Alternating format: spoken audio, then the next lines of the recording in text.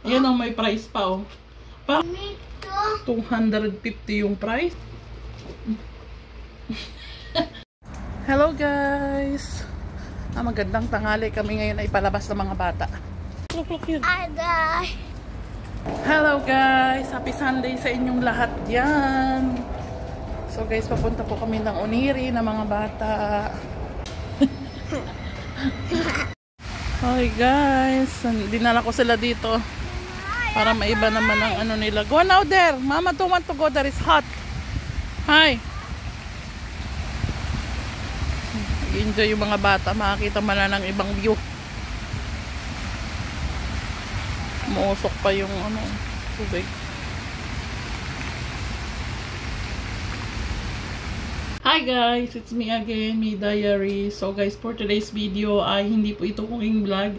May gusto kong i-share sa inyo na nangyari sa amin kanina. Kasi nga po kanina po guys ay nanggaling po kami ng Oniri Park. At alam nyo naman sa Oniri Park ay maraming mga kababayan natin doon, ng mga nagninegosyo, mga nagtitinda ng mga pagkain, Filipino product, mga lutong pagkain. So bali kanina naman hindi naman kami pumunta doon para po bumili or kumain ng kung ano-ano. Ang ginawa ko lang, sinama ko yung mga bata para makapag-enjoy sila at makapaglaro sa park. Para ibang environment naman kasi nga po wala akong part-time kanina. So yun guys, pag uwi po namin ay napakaswerte ko, napakaswerte namin kasi nga po yung malapit dito na store dito sa amin na shop ng mga bag ay nag-dispose po sila ng mga bag, nagtapon po sila ng mga bag guys.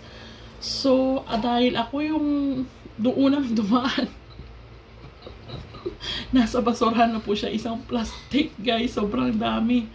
Naisip ko kung dadamputin ko, kung kukunin ko or hindi. Kasi nga may mga taong dumadaan na nahihiya ako. Sabi ko, wag na tayong mahiya. Tumigil ako doon, dalala ko stroller. Turog na si Daniel sa stroller. Si Jacob naman, hindi naman tulog. Kasama ko naglalakad. So sabi ko kay Jacob, tara. Sabi ko, tara, ang daming bago. Tapos, yun guys, ipapakita ko sa inyo guys kung ano yung mga napulot kong bag. At magaganda po siya, good condition siya. Tapos may nakalagay pa pong price tag na tig 300, 250, 270, which is 300 is 3,000 pesos po sa ating mga 3,500 pesos. So, guys, hindi lahat ko kinuha. May iniwan pa po ako ng mga bag para naman yung iba ay makakuha din ng bag. So, syempre, pinili ko lang yung mga gusto ko. Guys, nag-dumpster diving tayo ng mga bag. So, excited na ako ipakita sa inyo, guys. Wait lang. Ayan. Hey, guys, ayan yung bag na una pulot ko. Isa sa napulot ko. Good condition pa siya, guys. Good condition siya. Ayan may price pa, Parang ito ay sa mga second hand shop. Ito nagkakalagyan ng 300. Ayan may price pa, 300. Parang ito yung shop na sa mga second hand. So, tinapon nila. Siguro dahil hindi mabili or may panibago silang mga naka-display na bagong bag. Ayan guys, super ganda pa po guys. As in, mukhang bago. Ayan, mukhang bago. Just imagine, ang pulot lang natin, Ang madami ito pa. Meron naman tayo nito. Ayan, Ayan guys, Pinancheck ko na to kanina. Ayan, mga bago pa guys. Ayan yung may price, 250 yung price. 200, 2,500 to, parang mga 2,000 kung sa mga palitan 2,700 o 2,800 ganyan.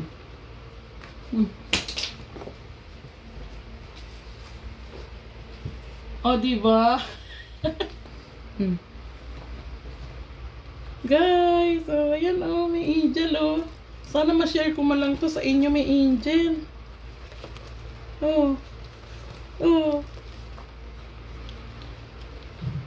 Lahat po ng mga bag ay good condition. Tapos may mga naiwan pa po doon. Kita ba? Ayan. Kita ba? Guys! Video? Da, video. And also this. Ayan, may kaunti lang siyang mancha guys. So ito. Pupunasan lang yan. And this. Ito pa, may isa sa napulot natin. Ayan, may price tayo. 250 yung price.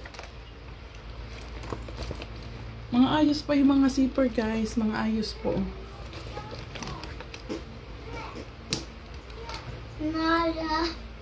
It's so cute guys. So cute. Eto pa. Marami-rami to. May angel.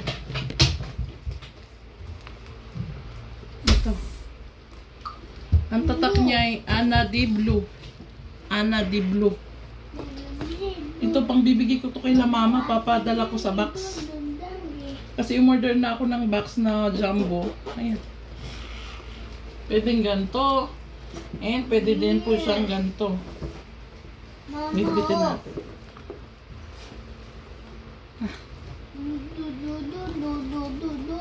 And also, pag halimbawa gusto mo mag-travel, maglagay-lagay ka ng marami-raming laman. Ayan. Eto guys ay dumi-dumi lang yan. Kailangan mo na siyang punasan. Kasi tinry ko siyang kuskusin, natatanggal siya. Ayan o. Asing press na press siya guys sa plastic ha. Press na press sa plastic.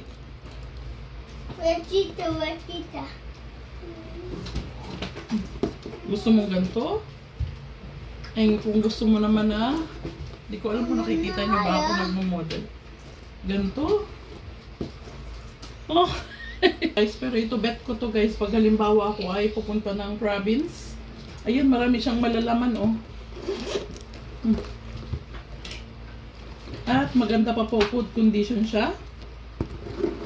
Kasi ang ganda po ng pagka ano niya oh. Tignan nyo guys oh. Ang ganda.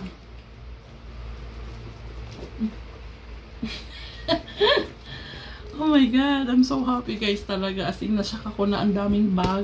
Tapos iniisip ko talaga kung pupulutin ko or hindi. Or isipin ko yung ibang tao na nakatingin sa akin, bakit kaya pinupulot niya yun? So, wala akong pakialam sa tao, pinulot ko. Kasi iniisip ko yung mama ko, nag-request kasi sa akin, sabi sa akin ng mama ko, Neng, baka naman pag nagpadala ka ng box, ay samahan mo naman nining ng bag. Yung pagpupunta daw siya ng simbahan, malagyan mo lang daw ng mga rosary, ng kung ano-ano ba. So, yung maliit lang daw. So, ito, meron naman dito maliit eh. So, ito. And, ito pa. The last one. Ang cute nito guys. Promise. Ito cute to. At balat siya guys ha. Balat, parang balat ng ano. Mama. Mama, Manny. Oo, may na kayo guys. May na. May na yung may gusto. May na yung may gusto guys. Ayan guys oh. May angel oh. Bibigyan din natin yung mother-in-law ko. Kasi yung mother-in-law ko tuwing may nagbibigay sa akin ng damit, ng mga dress, ang binibigay ko sa mother-in-law ko kasi nga yung iba naman kasi hindi ko sinusuot. Di naman ako may ligay talaga sa dress. Nagsusuot lang ako yung alam kong type ko lang. Pero yung mga asing hindi ko binibigay ko sa mother-in-law ko. Doon sa mga in-law ko. Or yung mama ko naman, kaysa naman i-stack ko dito, hindi naman magagamit, kailan pa ako makapagpadala ng box. So binibigay ko na lang. Sabi ko may dadating pang para sa iyo mama. Yun na lang sinasabi ko. So ito guys. Pamain na lang po guys, pamain. So yan oh guys, ang ganda pa ng texture oh. Ang ganda. Sana sabi ko nga kay Petro, sabi ko sana susunod naman itapon nila mga shoes. Nag-request pa. Oh. So every Sunday pala sila. So tatandaan natin Sunday na hapon ay mag-aabang tayo. Nilapag ko lang sa higba. Ayan pa oh. Ito yung bag na sinasabi. Kita Jacob move. Jacob. So ito bet ko to guys oh. Bet na bet ko to. Ang ganda. Ayan, ang ating mga bag na napulot. Diba, Jacob? It's nice na? No. It's nice? No, this is for girl, Jacob. Ang daming bag, oh. Guys. Ito yung mga bag na napulot natin. So yun lang guys ang video namin for today. Baka may gusto dyan sa aking mga followers na syempre lalo na doon sa aking ang mga top fan, yung mga top follower ko or yung laging matagal lang nandito sa page ko. Baka gusto nyo, mag-message lang kayo dyan. Comment down below kung ano yung gusto nyo doon na bag. Pwede kong ibigay po sa inyo. Pero syempre, papipiliin ko muna yung mama ko kung ano yung gusto niya para yun, maging masaya naman yung parents ko. Guys, maraming salamat po ulit sa suporta nyo sa May Diary, sa video namin. Yun guys, sobrang hindi nyo lang po alam, sobrang laki ng blessing namin ngayon this July. So, ito yung end of the month and last video ng July, last video ng June. So, yun, maraming salamat Lord sa blessing this June. Yun, and maraming salamat po sa inyo, may angel. Kung hindi po dahil sa inyo, syempre hindi namin marireach at hindi ko marireach yung goal ko for this month of June. Sobrang Lord, thank you po. As in, na-reach ko po yung goal ko. Nasabi ko, kailangan kong ma-reach yung goal na to. Kailangan ko mag-upload ng video kahit may nambabash sa akin. Kahit may nagsasabing hindi maganda. Hindi ko na po dinidibdib yun. Hindi ko na pinapansin. Kasi nga, doon ako nakapokus doon sa goal ko na kailangan kong maabot siya yung goal na yun. And thank you Lord. As in, walang imposible talaga guys. Basta magsikap tayo. Kita nyo naman guys, nagtatrabaho ako, nagbablog ako. Pag uwi ko, mag-i-edit ako. Pagdating ng 12 o'clock, kailangan ko mag-upload at mag-edit before matulog. Tapos minsan gigising pa ako ng madaling araw para lang mag-edit. May pang-upload ako ng mga 10 o'clock at 3 o'clock. So, worth it guys.